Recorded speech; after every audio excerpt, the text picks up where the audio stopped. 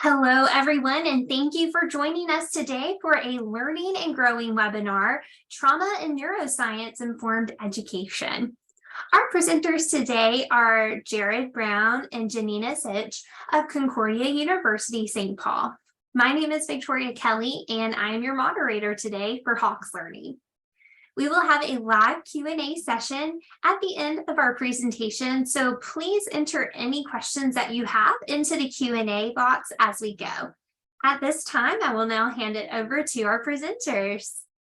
Great, thank you so much, and good day, everyone. Thank you so much for taking time out of your day to listen to our presentation on trauma and neuroscience-informed education. Again, my name is Jared Brown. I am a professor, trainer, consultant, and researcher.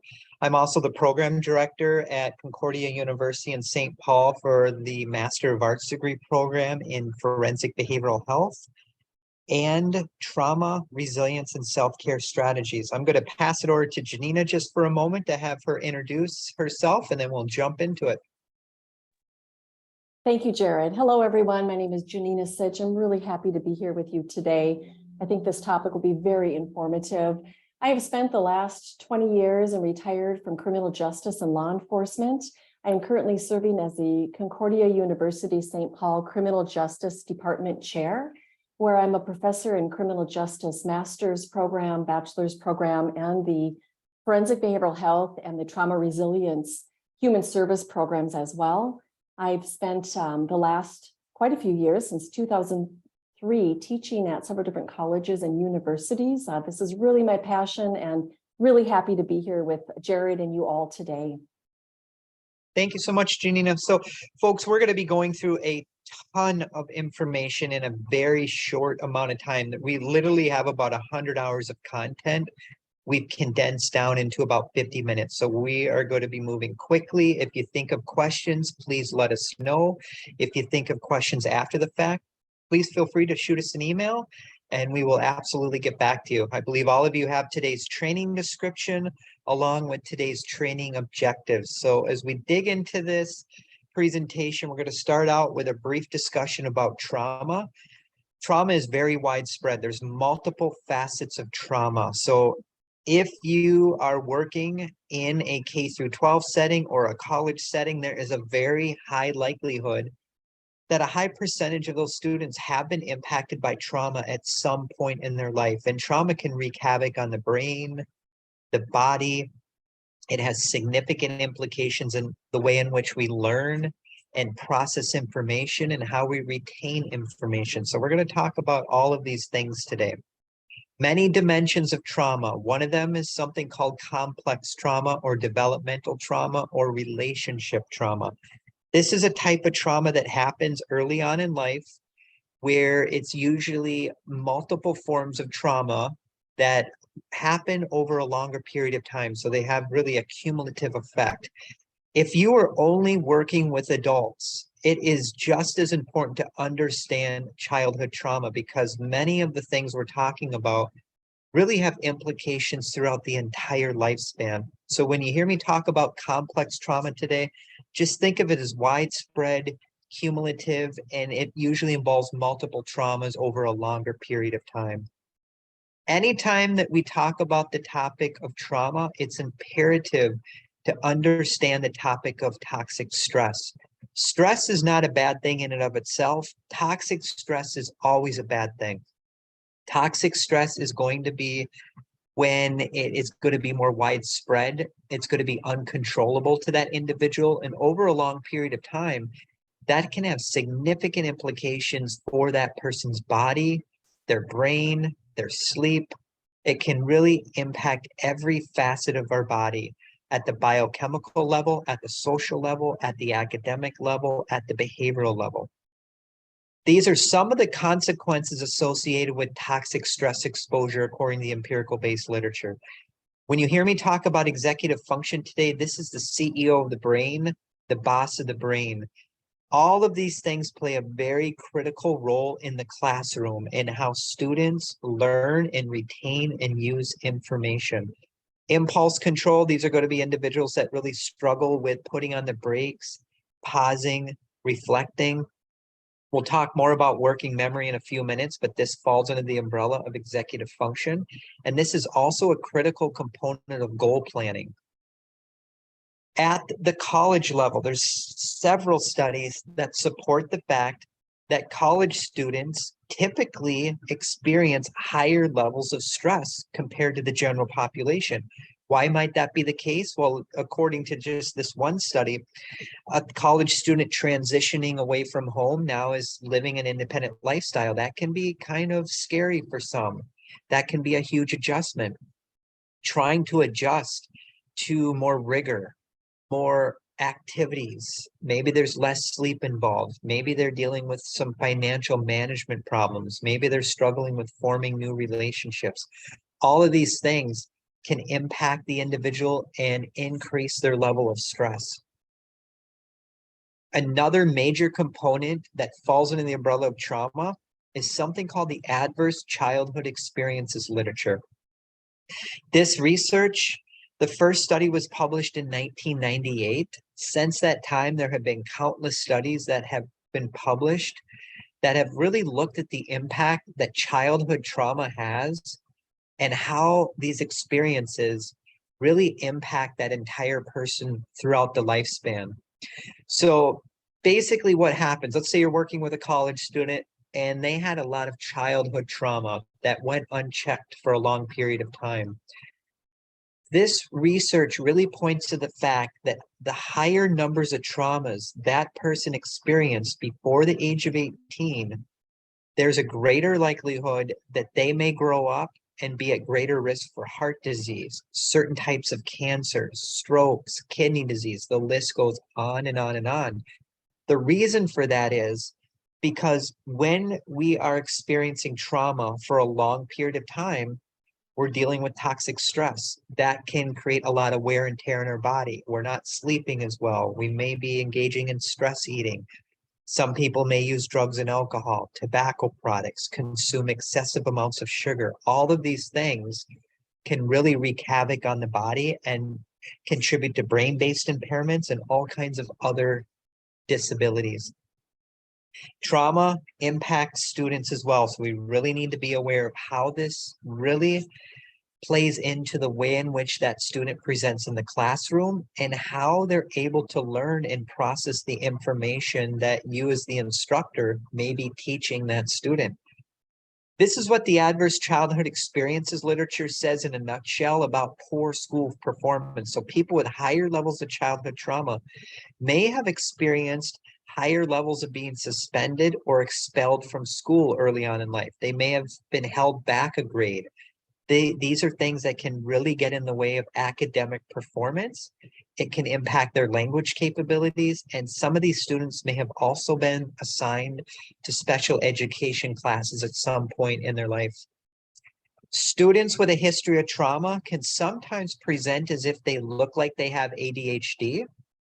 Peer bullying is a real factor, not just at the K through 12 setting. I've consulted on many cases where bullying has been an issue in the college setting as well. For some of these students, they may look like they meet diagnostic criteria for conduct disorder or oppositional defiant disorder. For some of these individuals in the classroom, they may have a very difficult time staying focused. They may drift off. In other cases, they may be dealing with more emotional dysregulation. In hypervigilance, this might be someone that's more sensitive to light, sound, maybe being asked to be in a group setting. These can be trauma triggers for some students. Bullying. If you have worked with students who have had a history of bullying, this can contribute to school disengagement. Even if you're working with adults and they haven't been bullied for years, bullying is a trauma. Bullying is a type of adverse childhood experience. Even if that individual experienced bullying early on in life, the symptoms and the deficits caused by bullying can, in some cases, contribute to an increase in school disengagement. So sometimes students may come off as more apathetic. It may seem like they don't care. They may come off as showing lack of motivation. Some of these symptoms or behavioral presentations could be more rooted in trauma for some individuals. We also need to be aware of the topic of school burnout. This is a real thing for students, especially in the era of COVID-19. Many of these things I'm talking about today have only been amplified in this era of COVID-19. Now, we're familiar probably with like professional burnout, but academic and school burnout can have a lot of the same symptoms. You might see students that have more exhaustion. They might be missing class more because of illness. They might come to class unprepared. They might come to class looking like they haven't taken care of their personal appearance. They may come off as very stoic or apathetic. They may really struggle with staying focused. These are all symptoms of school burnout. Just as important, we need to be aware of teacher burnout, how teachers are impacted by these things as well. So we absolutely need to be aware of these symptoms and signs in the students we work with, but we also need to be aware of these signs and symptoms in ourselves and our coworkers, because if teachers are burnt out, a lot of these factors can only exacerbate stress for students. As we move into the neuroscience and neuro-informed education component to the training today, we need to be aware of mental health as well. Now, if you're dealing with high levels of trauma in a very high percentage of cases, the individual is probably also dealing with some level of mental health impairment. Now, if we look at some of the literature coming out of higher education, as many as 50% of students may be dealing with some level of anxiety, depression, higher levels of stress. Sleep problems are going to be very common. And again, many of these factors have been amplified because of COVID-19. When we look at this too, if you're working with students who've dealt with extensive histories of trauma, there's a higher likelihood we're talking about mental health impairment as well, but also this can negatively impact cognition and brain functioning and those executive functioning capabilities I spoke about briefly before, which can trickle down into contributing to more neurological kinds of impairment as well. So if you're working with a student who's dealing with some level of neurological impairment, there is no doubt that that student may have some struggles with learning and academic performance. Trauma at an early age, and we have to also consider the impact of prenatal trauma. That's my main area of expertise, is really focusing on prenatal trauma. So mother's pregnant, going through a lot of stress, trauma, adversity, hardship. Maybe she's using drugs or alcohol during pregnancy. Whatever mother is doing during pregnancy can either negatively or positively impact that developing child in utero. Why should you care as a college professor about prenatal trauma? Because prenatal trauma can impact that developing child's brain and body and have implications for attention, learning, and memory, to name a few, throughout their entire lifespan. So it's not just early childhood trauma we need to be aware of, it's also prenatal trauma. The brain is complex. We could spend all day just talking about this particular slide, but just know that during critical stages of development, the brain is highly vulnerable to stress, toxic exposure. When that happens, it can damage parts of the brain that are responsible for all of these factors. One of the most important critical components you as a college professor would want to be aware of is cognition. When I talk about executive function today, I'm going to be talking about cognition, and I'm going to be using that interchangeably. This is thinking, attention, learning, memory, how we process information, how we make decisions, all of these things. But also trauma can impact parts of the brain that are responsible for attachment. We also need to be aware of how attachment factors into this. For some students with attachment problems, they may come off as more cold or rigid. They may struggle with eye contact. They may be more sarcastic at times. They may really struggle with working in a group dynamic. So we also need to be aware of how attachment theory and attachment dysregulation factors into this. So if any of you have ever studied neuroscience, you have a background in neuroscience, obviously you are aware that this is really the study of our brain, our nervous system, the different functions of our brain, how it connects with other parts of our body. Really think of it as the neurobiological underpinnings of trying to understand mental health issues as well.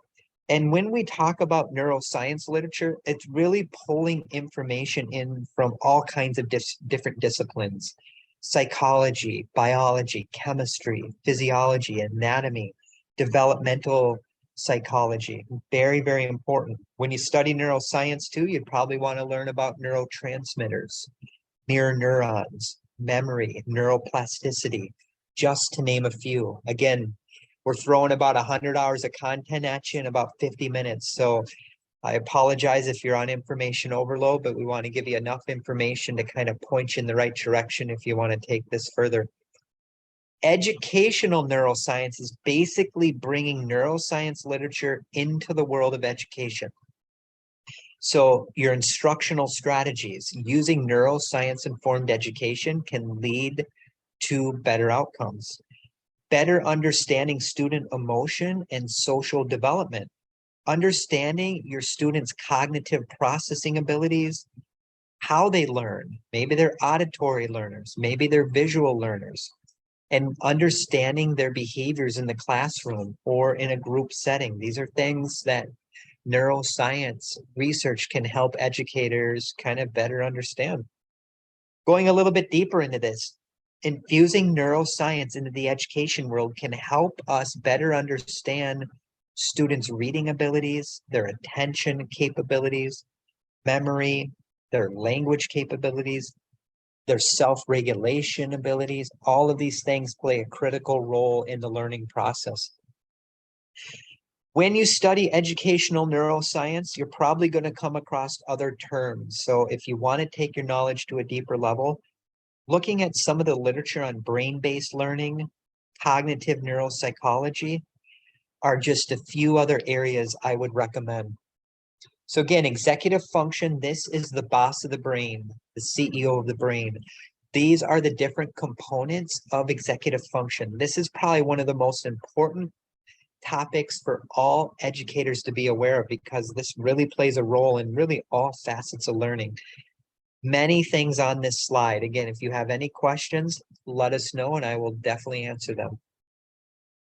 Executive function plays a critical role in children getting ready to enter a K-12 setting. It plays a critical role for students leaving high school and entering into a college setting. So we really want to be aware of this within the context of academic achievement. What are things that can impact executive function or cognition? All kinds of things: trauma, adversity, hardship, stress, lack of sleep, chronic obesity, hypertension issues, blood sugar dysregulation, people who consume tobacco products, people that live a sedentary lifestyle, any kind of mental health issue. The list goes on and on and on. So there's many, many things that can impact our cognition. Working memory falls under the umbrella of executive function. This is our brain's post-it note. This is our brain's active mental workspace. So if you're a college professor and you have a student in your classroom that has a working memory deficit, they may struggle with multitasking. They may struggle with listening to you lecture while simultaneously taking notes.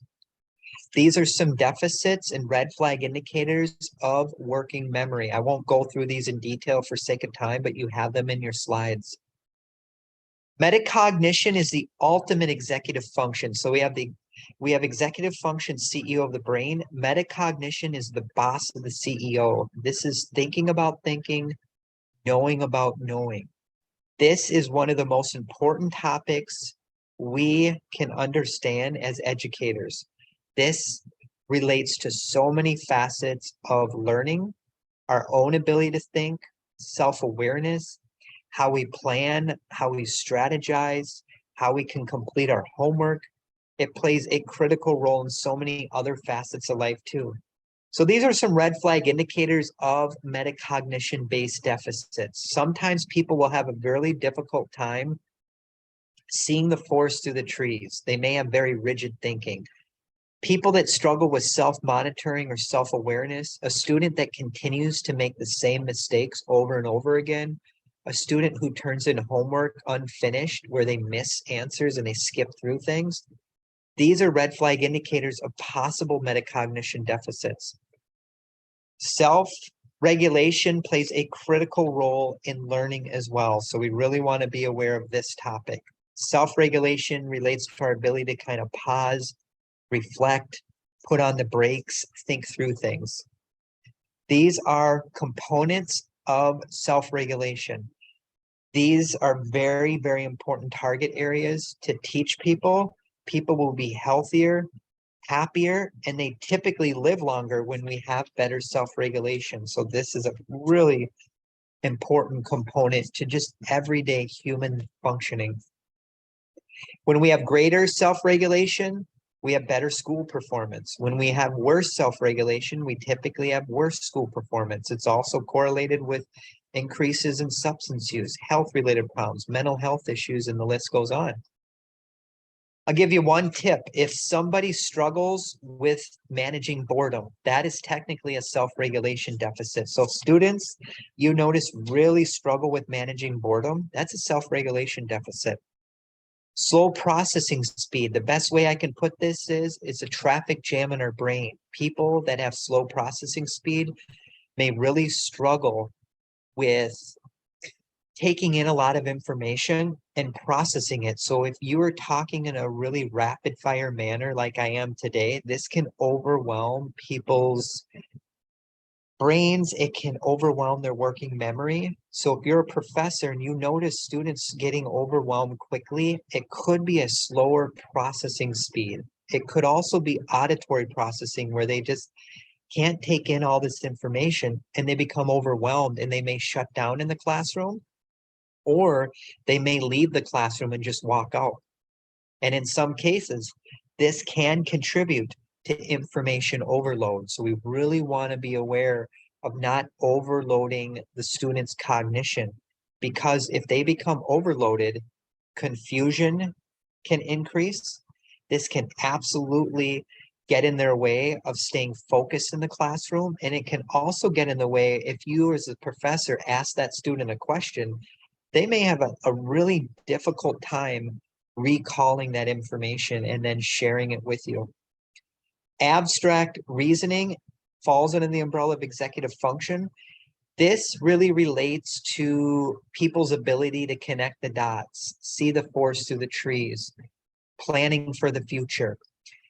If you ask students who have abstract reasoning deficits a bunch of how and why questions, this can be very tricky for someone with abstract reasoning deficits. So staying away from how and why questions in some cases might be a good thing. Making things more concrete, more visual, doing things that are rooted in like coaching, modeling, teaching, role playing. These are things that can be more helpful for students with abstract reasoning deficits. One of my favorite topics is the HPA axis. Why should you care about this as an educator? Because if this is dysregulated, this can throw off the brain, the body. It can impact memory and mood and learning. This is called the hypothalamus pituitary adrenal axis. This is our main stress response system in our brain.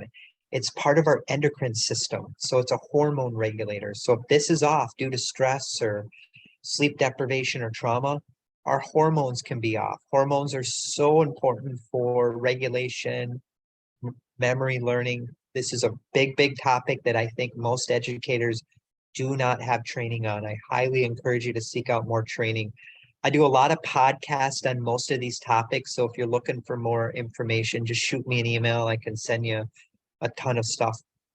Theory of mind is a very, very important critical topic to be aware of. This relates to perspective taking. This is the student's ability to understand internal mental states of other people and in themselves, like thoughts, wants, needs, emotions. This is also related to empathy. So if you have a student with theory of mind deficits, they may struggle with working in a group setting. They may have a tendency to say things that rub people the wrong way. They may not be able to mind read the situation and plan. This has a lot to do with conflict resolution and human connection and human interaction. Sluggish cognitive tempo is another big topic. This is when the student may look like they're checked out, they're apathetic, they're spacey, they're daydreaming. This might be rooted in cognitive impairment. It's called sluggish cognitive tempo. And when a student is dealing with maybe some of these cognitive deficits for whatever reason, if it's trauma or whatever, they may struggle with choice making. Choice making plays a critical role in our ability to make decisions. And these are some barriers that can get in the way of people making good choices. They might lack self-awareness. Maybe they've had a long history of learned helplessness, or maybe it's a student that has lower levels of self-esteem. When we struggle with choice making, maybe a student has a hard time detecting their own strengths or their own weaknesses. So very important to consider this too during the learning and academic process.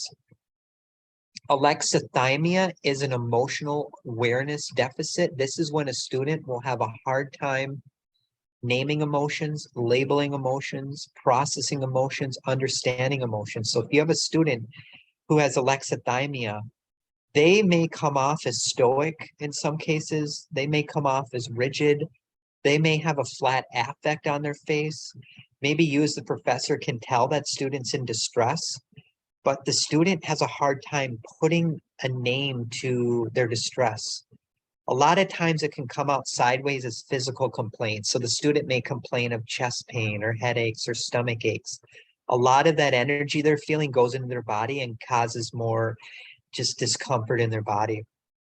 Sleep is a big issue, and it's been studied frequently within the context of student populations. And in the era of COVID-19, sleep issues have been on the rise. So we really want to be aware of how sleep deprivation has a profound impact on the students we work with. And smartphone addiction, we need to be aware of that, or screen time addiction. This can really contribute to academic stress. This can contribute to more cognitive problems. It can erode their memory. It can get in the way of them staying focused. So if you have students that seem to have addictive tendencies, the being on the gadget or the screen, these are some of the consequences associated with excessive screen time exposure, according to the literature. So the consequences are definitely many and varied. Other topics to consider, we're going to move through this quickly. Trauma-informed care is really a systems-wide approach, helping the whole system become trauma-informed and trauma-aware. Infusing these trauma-informed care principles into the classroom or the whole school environment can lead to better outcomes and well-being for not only the students, but the staff. When we infuse this into an academic setting, we're enhancing protective factors, coping skills, and promoting pro-social behavior. This is just as important in a college setting as it is in a K through 12 setting. Any professor, any teacher would benefit from becoming trauma-informed because it has been shown repeatedly to lead to better educational outcomes. So a trauma-informed classroom or a teacher is really going to become knowledgeable about trauma and its impact on the student and how it can impact learning, and then making modifications to the way in which you teach and focusing on these things, focusing on developing positive relationships, helping encourage positive engagement. Infusing this again to any curriculum in the online world or face-to-face is very important. At the bottom of each of my slides is the full citation. So this information has been studied within the context of not just brick and mortar schools, but in the online environment as well. So if you're an online instructor, infusing this information into the good work you already do, I think will lead to better outcomes. And before I wrap up my section and Janina takes over, this is just a recap. If you are going to become like a trauma-informed neuroeducator, these are just some of the basic topics we spoke about today. And these are things I would highly recommend seeking out more training, education, and awareness on. So again, thank you, everyone. I know we threw a lot of information at you in a short amount of time. Janina's going to jump in now with tips, strategies, and solutions. Janina, do you want me to stop sharing and then you share your screen? Yes, please. Thank you, Jared. I appreciate it. You're welcome.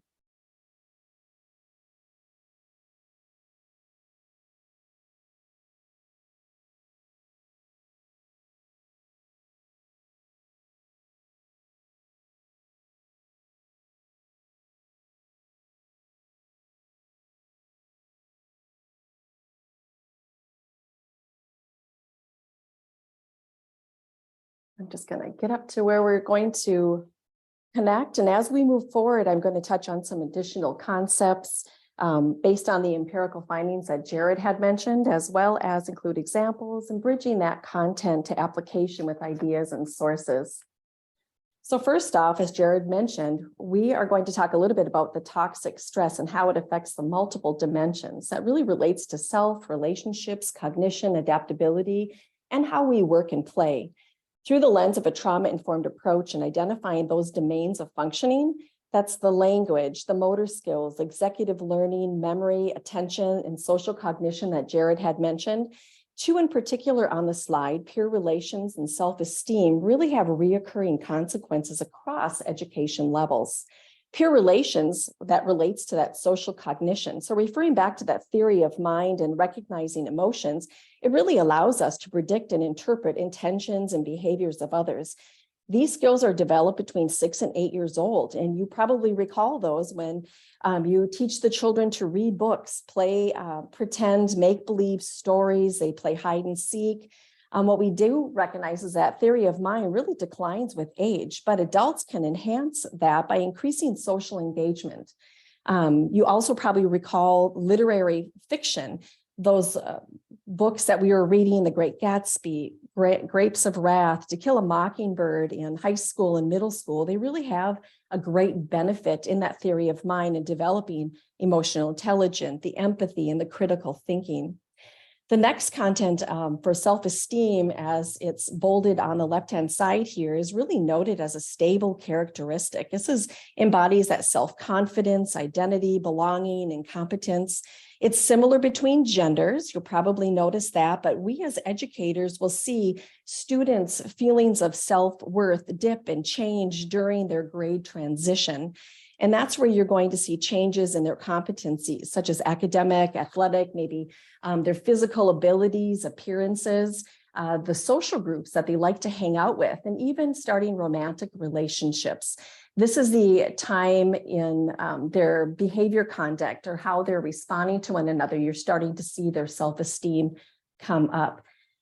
What really is helpful for us as educators is understanding that complexity between developing mind and body, as Jared had mentioned. So we can really bolster their self-confidence by using this directed abstraction affirmation technique. Now that's a lot of words, and really it's just by identifying whatever that self-esteem issue is. And so you'll see on the right side of the screen is an actual experience of somebody who's afraid of public speaking, which I'm sure many of us always have been. It's a generalized anxiety disorder that many people have. But the first part is really identifying that personal statement. So your presentation went well today because, and the second part, that because part, is really that affirmation statement that we as educators can provide them. You were organized, you spoke with confidence, you shared example that really expressed what you learned, and you were able to express that with the students that you were sharing your example with. So by using this type of mindset, that reframe approach, this went well because, we educators can help students at any level, really any age, affirm their qualities. And then we can back it up with proof to quickly change their self-esteem and also redirect that behavior. Deficits in mental capacity coupled with that low self-esteem we just spoke about also inhibits lack of competence, power imbalance, and aging, and it all contributes to vulnerability. So that mindset reframe that we just spoke about, that vulnerability, is a core of emotions and feelings. It's not a weakness per se. It can be a sign of courage and becoming more resilient. That's that mindset reframe. So that emotional vulnerability, also known as emotional exposure, is really rooted in our social environment. It refers to our inability to acknowledge or validate what's making us feel uncomfortable or even painful. It's those emotions that can also inspire our shame or anxiety or anger. It prevents us from experiencing that joy or empathy or even belonging with one another, as Jared had mentioned earlier. So an example of this emotional vulnerability is really as simple as sharing a private personal information that's causing that person fear and anxiety, maybe about being judged or shamed or even rejected. So they close in and of themselves. So ways that we can support and overcome that emotional vulnerability is through that emotional acceptance piece. so it doesn't invoke those negative results. Instead, we as educators can boost meaningful experiences and growth with them. And there's really 3 ways that we can help them develop those core self and personal growth areas. On the right-hand side, you'll see it's in emotional regulation. It's in practice being assertive and respectful, and also identifying those triggers and really understanding what is causing the trigger. And not only that, but the action. What can I do to prevent that trigger? How am I going to handle myself through that anger? We also move into the social pragmatic language. Jared had referenced the language component a little bit earlier. This typically adheres to social norms. This is referring to what and how we speak. It's really indicative of our facial expressions or even eye contact, as he had mentioned earlier, the gestures we make, body language, and even our own personal space.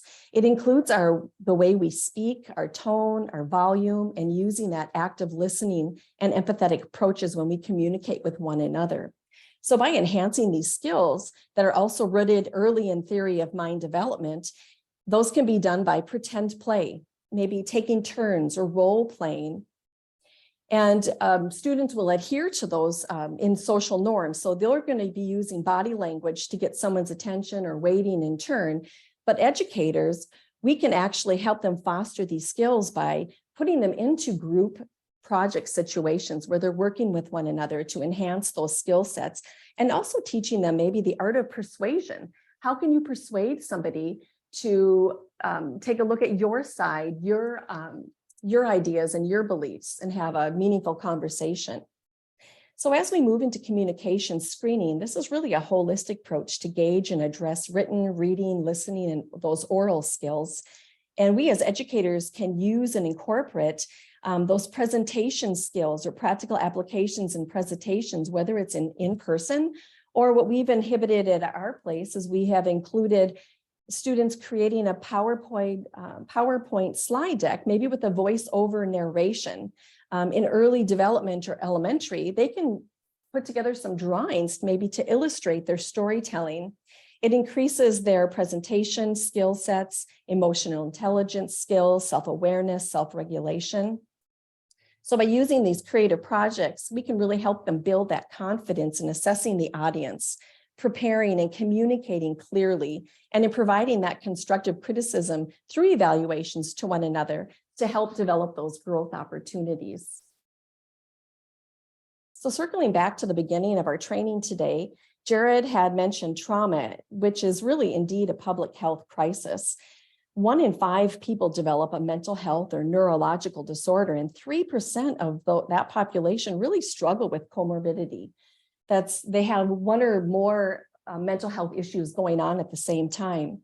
Research also suggests that 60% of men and 50% of women experience at least 1 trauma in their life. That's pretty prevalent. And even more concerning for us as educators and parents, 1 in 7 kids have experienced child abuse or neglect in the past year. If you're working in the higher education, 1 in 5 high school students are victims of bullying, as Jared had mentioned, and over 90% of kids in the juvenile justice system have experienced early childhood trauma, those ACEs that Jared had mentioned earlier.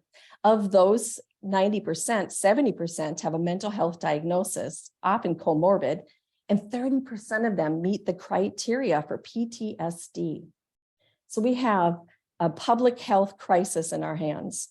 These adverse traumas have consequences on a person's lifelong mental, physical, and spiritual health, and their ability to realistically manage their feelings. So as educators, recognizing these key attributes that are involved in developing that capacity for resilience, we really can transform those interactions. We can offer that affirmative feedback and empower those students to collaborate with one another and develop those skill sets. We can do that by including some culturally responsive approaches, by realizing that everyone has experienced some form of trauma, that we recognize that trauma is really unique to that individual and respond with that trauma-informed approach, as Jared had mentioned. So reframing how we look at an individual who's really going through a crisis from what is wrong with you to what has happened to you, reframe that mindset. And to understand those triggers, as I mentioned earlier, and how to actually navigate through those those particular triggers. So here's the takeaway. There's not a one-size-all-fits approach. These approaches really involve growth opportunities that can include role modeling, empathy, self-regulation, those types of activities that can help students control those impulses, maybe focus on tasks, and maybe include some sort of a calming activity or area. And we'll be going into some of those approaches here shortly. It's also providing consistent daily routines, clear behavior expectations, setting boundaries and limitations, respecting those cultural values and differences. We also can promote social behaviors and, more importantly, just foster relationships and community involvement between each other. So life satisfaction is really a subjective accumulation of one's own cultural beliefs and really a self-evaluation of your quality of life. So these are the pillars that include that physical health, the social, career, maybe a financial status, and community involvement. So ponder, if you will, are you making a positive impact on the lives of others? Are you leaving the legacy that you hope to be leaving? Well, if you're here with us today, I'm going to suggest that you value growth opportunity. And I'm thinking that that answer, that life satisfaction, is really a yes. And as an educator, it's important for us to know that research suggests that student life satisfaction really involves many of the contexts that we've covered, including self-efficacy.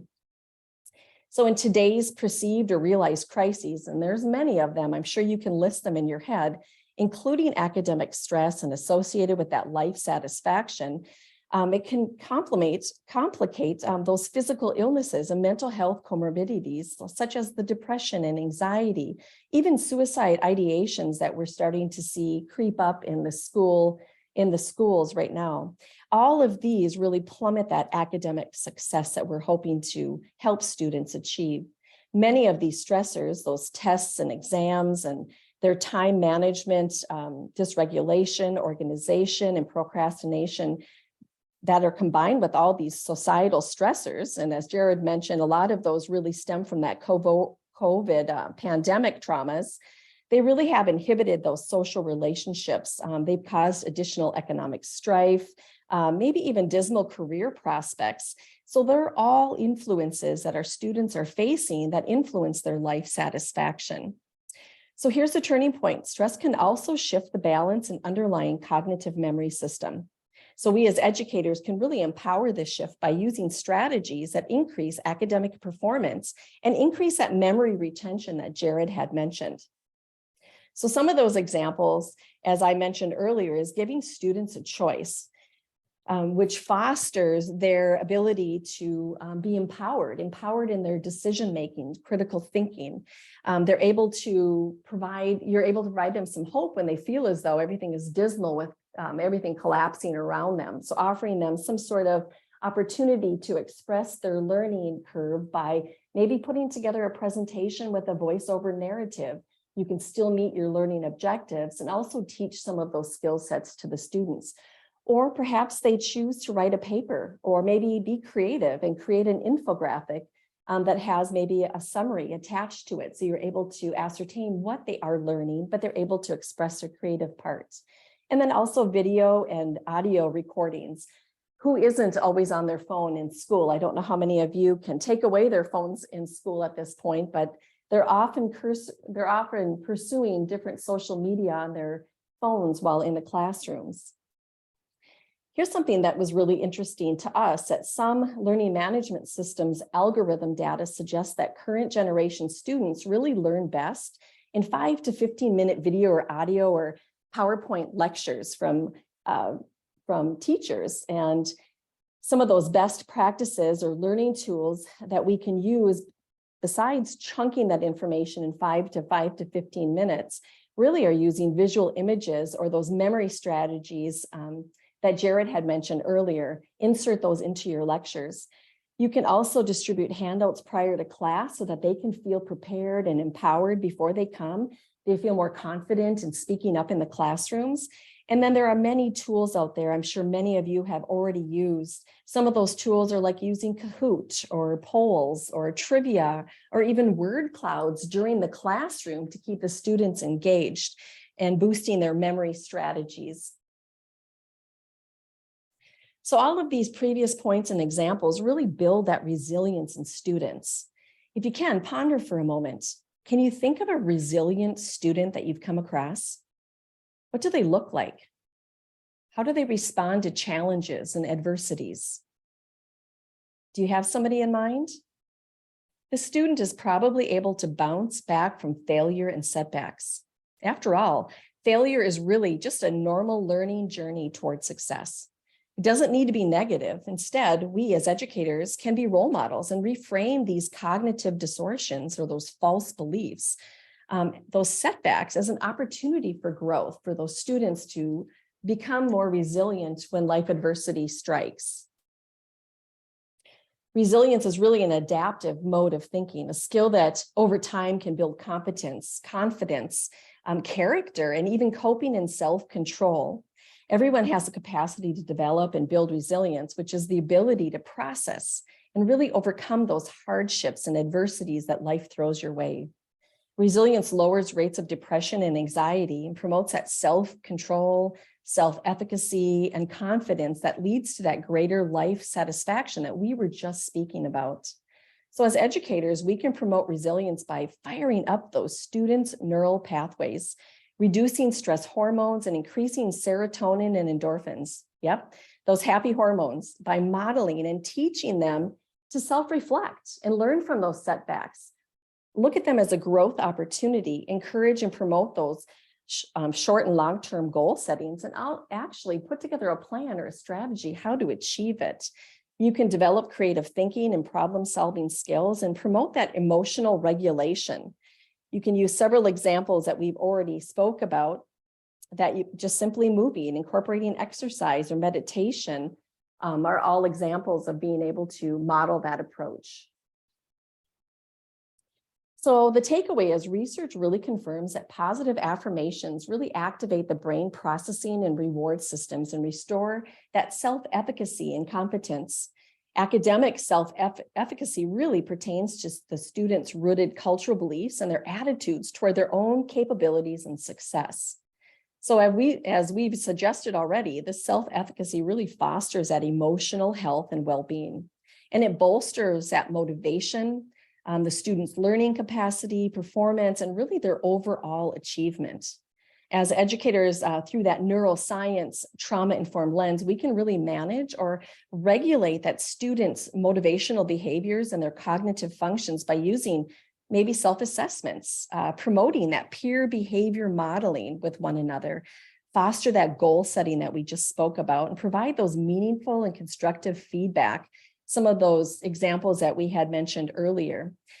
By promoting the creative problem-solving activities and affirming students' identities, we can really use those simplistic engagement tools like the Kahoots, the polls, maybe scenario-based learnings to build and apply that self-efficacy and the resilience modalities.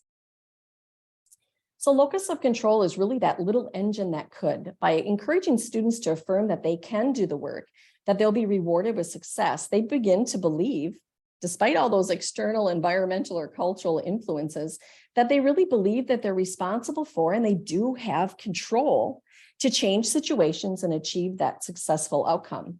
Research suggests that cultivating this metacognitive ability is really most effective between 12 and 15 years old. So if you work with that population, those students are starting to begin and foster that self-reliance, problem-solving skills, evaluating options, and really beginning to develop that emotional and social growth. So some of those strategies can include, as you'll see on the bottom of the screen here, strengthening that self-awareness and applying examples to real-world experiences. Learning journals are fabulous. You can also use mind maps as well. And the third one really is thinking about restructuring those tests or quizzes. Maybe consider, instead of the multiple choice, including some short essay questions so they're able to build some of those metacognition skill sets. Locus of control really influences our responses to life events, really impacting our motivation, which can be genetic factors also. It's also influenced by ACEs or adverse childhood experiences that Jared had mentioned earlier, and those cultural attitudes and identities. So by improving our responsibility despite the external forces, really, how we blame other people. If they restructure their responsibility, instead focusing inwardly, that perhaps their low test score was really because they didn't study instead of my dog ate my paper. This sense of self and personal development really influences the students' thoughts, their actions and decisions. So overall, it really reduces that stress, promotes healthy relationships, and navigates and accepting that change that they're going to be overcoming with life adversity as well. It provides better overall health.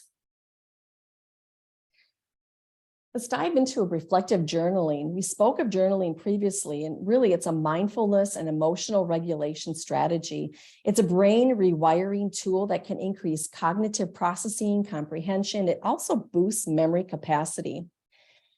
Journaling is a self-reflective process too. When you want to identify any concerns or fears, problems, it can strengthen emotional intelligence by observing our own feelings and paying attention to our behavior when those feelings arise. Taking that responsibility, that locus of control we spoke about earlier, it supports us through those life adversities that come our way. Journaling releases dopamine, that happy hormone again. It increases that immunity system that Jared was talking about, some of those physical side effects that students have with all that toxic stress. It reduces that stress, it reduces depression and anxiety, and it also creates meaning to life's experiences. So reflective journaling is really a metacognitive skill. There are no rules. On the right-hand side, you'll see how you can start those conversations, start making those lists, and where do you begin writing about it? I think a lot of students are unable to actually start those journaling prompts because they don't even know where to begin, or maybe they're fearful of writing down those feelings. We can certainly help them through that metacognitive skill development. Using a trauma-informed approach promotes educators' ability to be patient and kind. And I'm sure that you are when you're instilling hope into the students that have trauma basis underneath them. One way to do this is scaffolding content by breaking up that learning into concrete or those structured parts, promoting positive learning experiences for students. Those students that are trauma survivors will benefit from explicit teaching of perspective taking that Jared mentioned earlier, in developing that empathy or that emotional intelligence. Trauma-informed care really includes a collaborative approach where teachers and parents really share that information and communicate with one another. So some scaffolding examples include these as listed here: blocking or chunking, modeling the task first to identify where the student is really showing up in their learning capacity at the moment, experience and learning, so bridging that prior life experience with the new knowledge, to tier vocabulary, to front load or describe the vocabulary beforehand, kind of like that jargon, so that they understand the capacity and the discipline specific information to promote that memory retention. The think, pair, share, which I'm sure many of you already probably have impacted into your teaching. And then that adaptive curriculum that Jared spoke about as well are some scaffolding examples. Managing time is really also really important. We want to improve that concentration and time management skills, and strong time management skills really reduces that time spent on tasks that aren't helping the students succeed. It allows them to prioritize activities that benefit them in that memory cognition. The 80-20 rule: 80% of your results come from 20% of your actions. Really manage your time wisely, improves that work-life balance and increases that happiness and that gratitude. So as we talk about gratitude and we talk about managing time, it's really a dimensional construct. It really involves prioritizing. You'll see the 4 categories here: what's urgent, important, not urgent. And it's also planning for a project. If you don't plan and set those boundaries, they really have a difficult time getting to that final step, that organization or that performing step. So ultimately, just tell the students to do their best. Really, life is about the journey, not the destination. Offer yourself grace, be flexible, and identify what good enough really means to them so they can let go of that perfectionism. Chunk, block, and tackle is exactly what we just spoke about, how you're able to dissect that information for them. talk a little bit about prioritizing that glass jar. It's really a metaphor for that prioritization, right? Right? It's a good way to visualize that limited time that we have and just critically think and problem solve how to invest our time.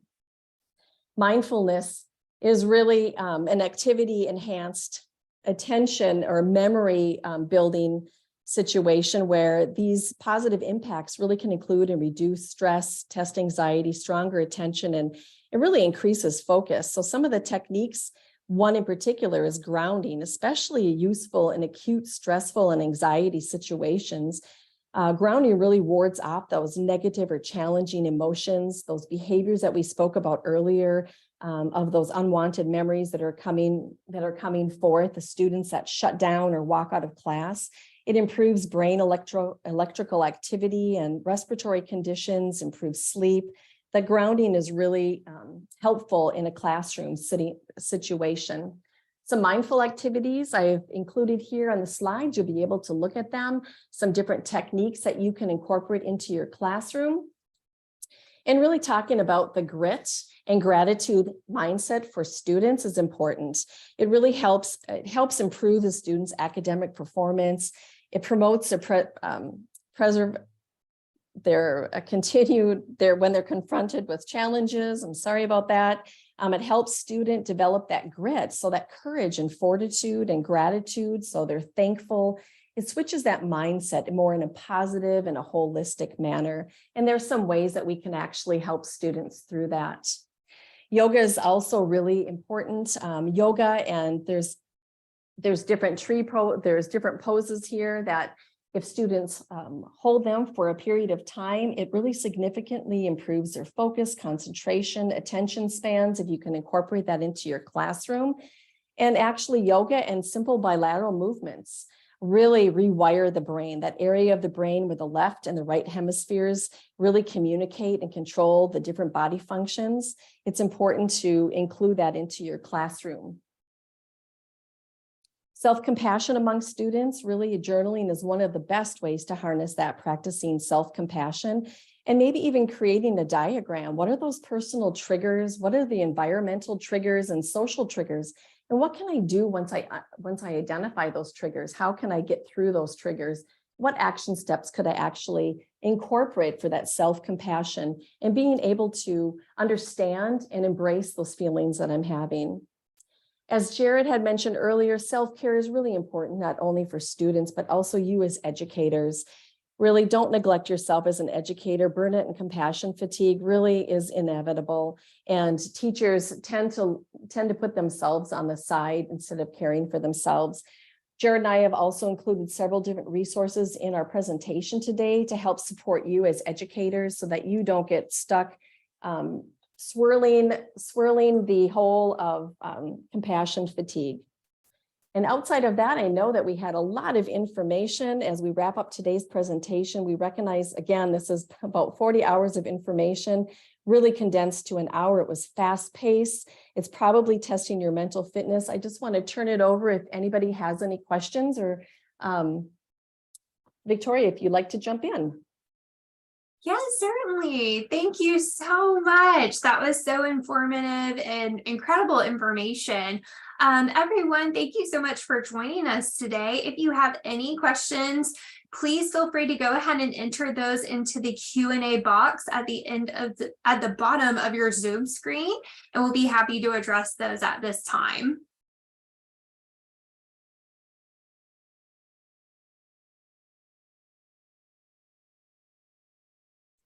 And in the meantime, while we're waiting for any questions to come in, I am going to go ahead and post into the chat a link to our Learning and Growing website. So if you've enjoyed today's presentation, you can join us for other presentations that we have coming down the pipeline.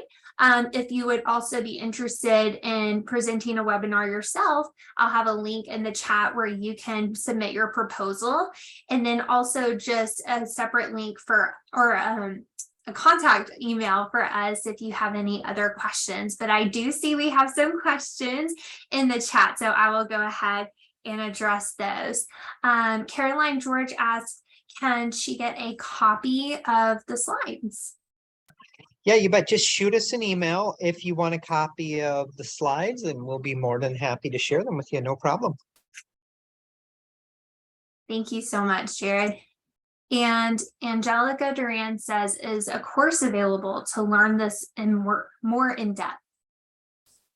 Janina and I do lots and lots of trainings on related topics. If you're looking for one course that encompasses all of these topics into one training, I am not aware of one.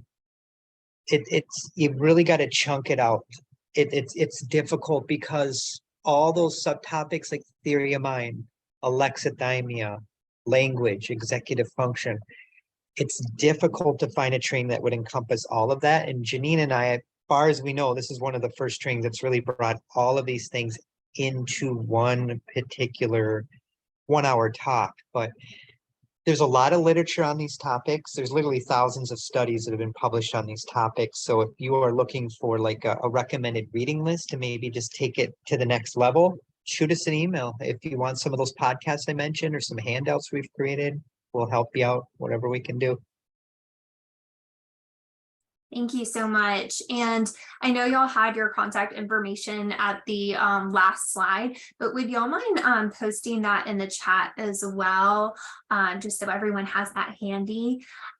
We also have a few more questions. An anonymous, well, they're both anonymous. How do we teach what used to be called, quote, content when we are also expecting ourselves to master and manage all of these clearly complex, large issues? It's a great question. Yeah, it's overwhelming. And, in my own opinion, Janina, weigh in if you disagree. I think a good starting point would just be learning about executive function informed interventions and teaching strategies. Because again, remember, executive function is kind of the boss of the brain. A lot of the things I spoke about in my section, they really trickle down from that. So if you shoot me an email, I have a couple really practical desktop references I put together that really summarize like hundreds of pages of literature into 2 pages. So kind of cliff notes. That might be a good starting point. But yeah, I know it is overwhelming. Staying current on this literature takes a lot of intentionality, but I can assure you, if you do, it really will change your paradigm and the way in which you look at students, especially students that might be struggling. And it helps me become more curious, kind, calm, patient, and making modifications. And it's helped me in my own professional life and supervising people and the way in which I present things too. So definitely encourage you to take it a step further. Thank you so much. As you were sharing that, one of the biggest things that stuck out to me was when you asked the question, or you proposed asking yourself the question, what is wrong with you? And replacing that with what happened to you. I thought that was really powerful. A lot of powerful statements that you shared today. We have another question in the Q&A box. Who do I contact about making a yoga trauma health program? Do you have any links for that? Yeah, interestingly, I am not a yoga instructor. I mean, I know the literature well, so I weave it in. Janina definitely can weigh in too. She has other thoughts. So if anyone did start thinking about maybe incorporating a yoga program into your organization or classroom or whatever it is, make sure whoever's doing it, obviously certified, it's qualified. And if you become a trauma-informed yoga professional, what basically happens is you get a normal yoga kind of certification base, and then there's actually different training programs that are offered out there. I know of one online, and my wife's actually a clinical social worker. She went through a trauma-informed yoga program that was online too, but it was a more interactive, but it didn't certify her to actually do yoga with folks per se, but she just became informed around the science of it. So it's very tricky when you want to implement this without having the proper credentials, but becoming knowledgeable, informed, and consulting with other people is great. Maybe learning some deep breathing strategies, some basic stretching techniques, that's usually pretty safe to do. Janine, any thoughts from your lens? I think this is a really terrific topic, and it's becoming more and more popular. I believe I just spoke with another professional, a psychologist who is checking into Lifetime Fitness. I think that they're also letting training about trauma-informed yoga. So that might be a good starting point to see what kind of program that they're offering. Thank you, Janina. Great questions, everyone. Any other final thoughts, questions, concerns? We welcome any feedback, criticisms too. So we're always learning and growing. There's a lot of stuff we're tackling here today. I actually have a quick question for y'all. In your experience working with students or even colleagues that you've heard share student feedback, has anyone shared what their favorite breathing technique is in the classroom? I know you mentioned tapping and the stop method, but just wondering what you've heard is most popular. For me personally, not so much. Janina, maybe, but what I can tell you around the science of breathing, nose breathing is significantly better than mouth breathing. And a lot of people don't realize that. The more we can get into the habit of doing deep nose breathing and really slowing down our breaths. Some people say if you can slow down your breaths to about 6 breaths a minute, that really can bring down anxiety. And the science behind why you should nose breathe is because when you nose breathe, there's something about the way it pressurizes and the way your nose filters out contaminants, and then it activates nitric oxide in our body. If you want to spend the weekend reading a couple hundred articles, look up nitric oxide and mental health, fascinating neurochemical things going on in the body.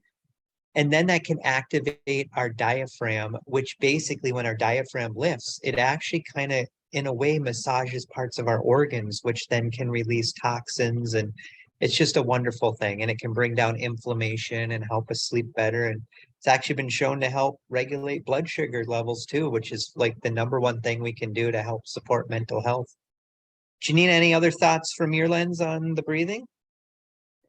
Really great points, Jared. I know that you've spoken to me about that, those points also in the past. That 3-2-1 technique for breathing through your nose, hold it for 3, 2, 1, breathe out through your mouth seems to be one of the most common ones used because it's easy to integrate into the classroom. So I know that's one of the easiest ones that educators have used before. And then the square breathing, and I think the 4-7-8, you breathe in for 4, hold it for 7, breathe out for 8. There's a lot of them out there, but even just kind of getting in the habit of doing it, doing the mindful breathing. And when I started learning about this, I didn't realize how much during the day my body was locking up and I was like holding my breath. I didn't even realize that, but I started watching videos on YouTube and it really helped me have more energy through the day as well. And one other tip I'll leave you too, it gave me personal a lot of energy.